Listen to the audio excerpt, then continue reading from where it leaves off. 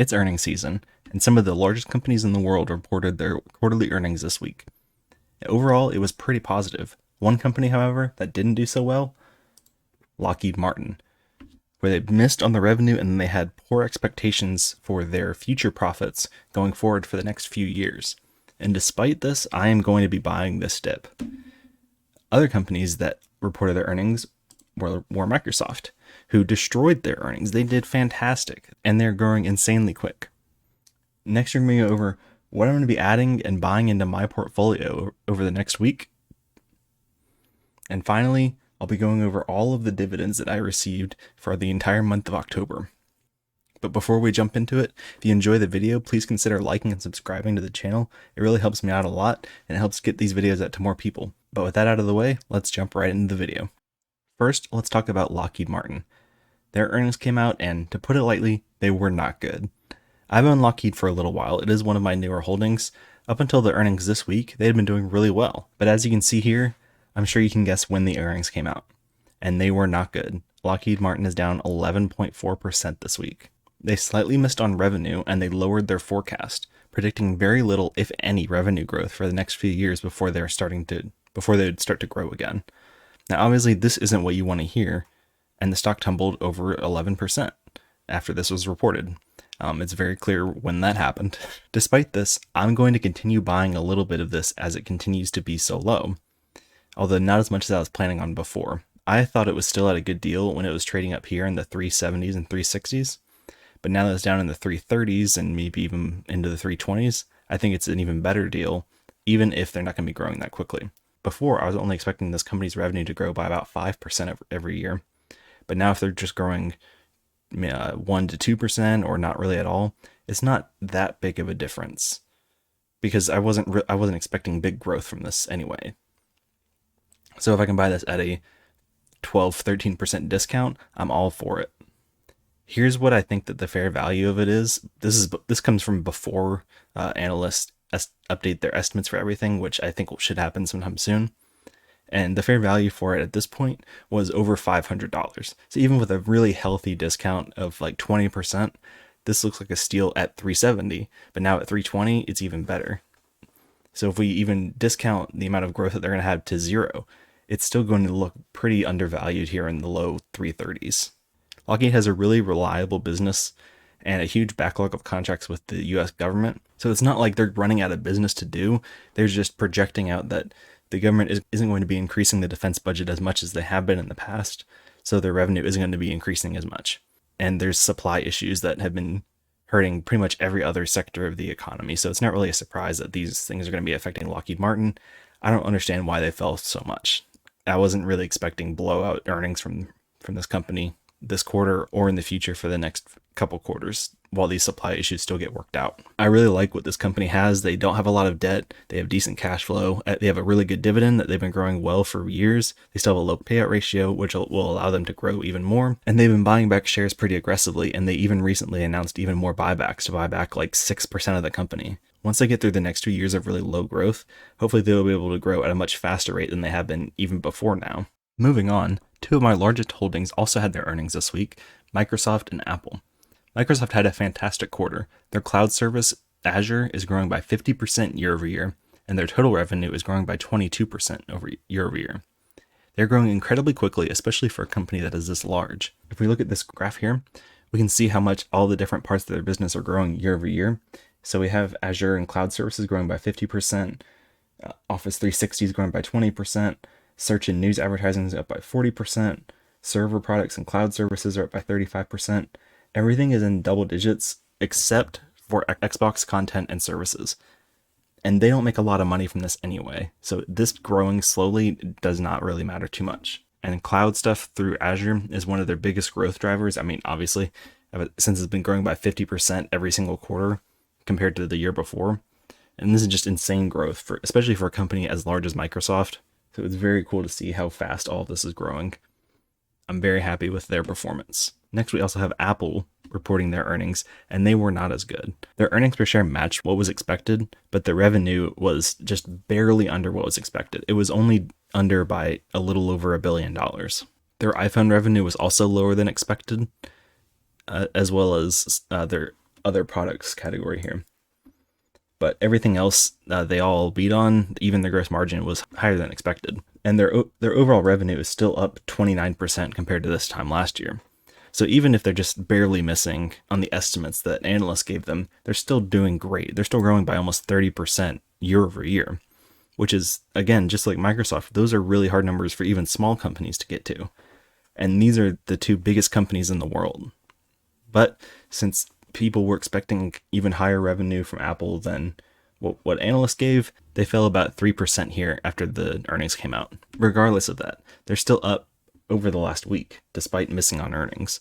They were doing really well leading into it. But this tank here in Apple actually led to something that's kind of funny.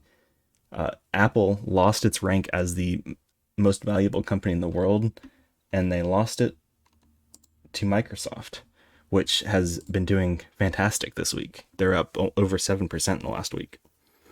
But now Microsoft, it's very, very close. Like just through intraday trading, it's switched back and forth.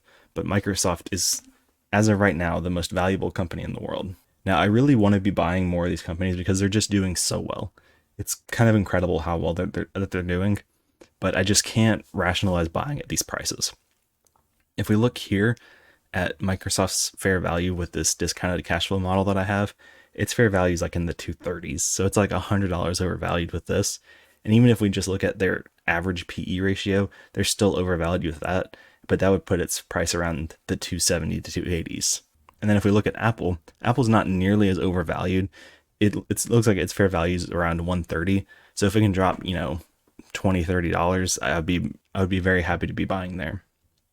But I don't know if either that's going to happen. So for right now, I'm just holding off on buying these two great companies, even though I really want to load up even more if I can get them at a good price. But I'm more than happy with my position right now, and I'm more than willing to just sit and wait for them to start trading at a more fair price. So now let's move on to what I'm actually planning on buying this week.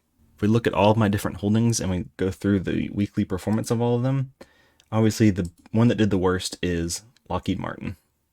They're down about 11.6% in the last week, and I'm down about 6% overall in my position. So I will be buying more of this. I probably buy about half a share's worth. I don't want this to be like a gigantic position, so I'll just be slowly putting in money every now and then because the shares are pretty expensive, so I don't want to be constantly buying a full share. Then we also have both Aflac and Walgreens being down about 5%. They both look like they've had a pretty decent dip in the last week. Vichi's down another 3%.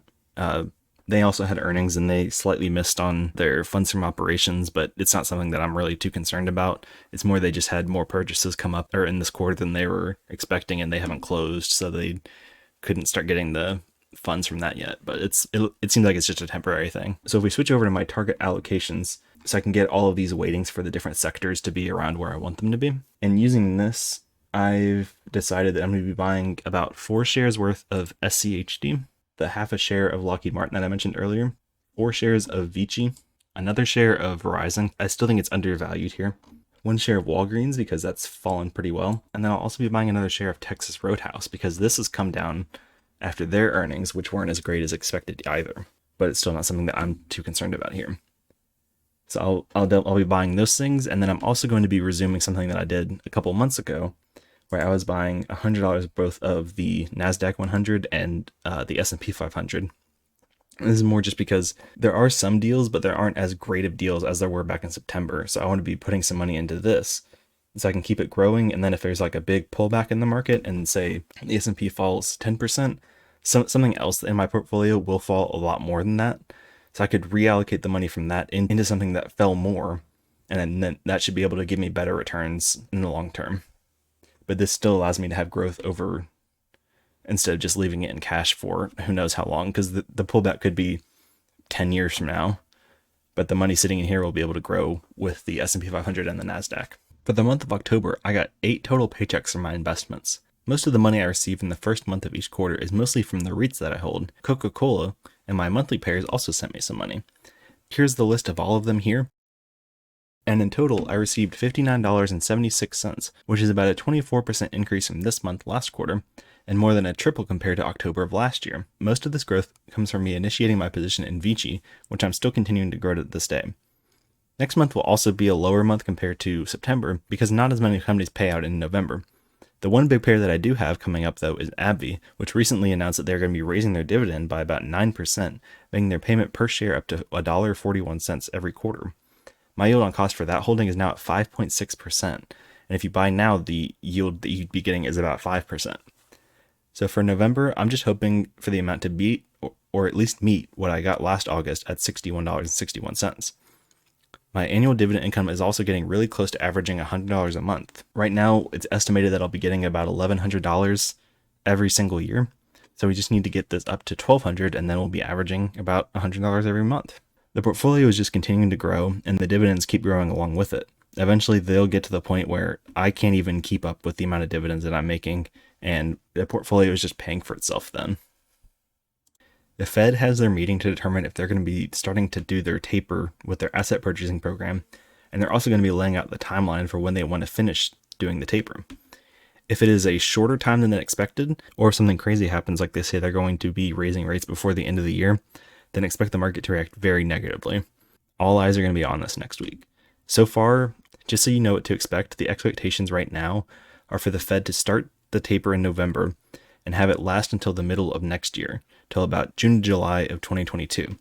After that, then they're going to raise rates at least once next year. That's what's currently expected. So if anything is, if the taper is shorter than that, or if rates are going to start going up before that, then the market isn't going to be prepared for that, and it could go down pretty substantially. But we have been given ample warning that the taper is going to happen. It's going to happen soon. Even if it doesn't happen in November, it's going to happen in their next meeting next year. It's going to happen soon. And hopefully the market is prepared for that. We'll just have to see what happens. That's all that I have for this week. I want to thank everyone for watching. If you enjoyed the video, be sure to like and subscribe. It really helps me out a lot. I'll see you all next week. Bye.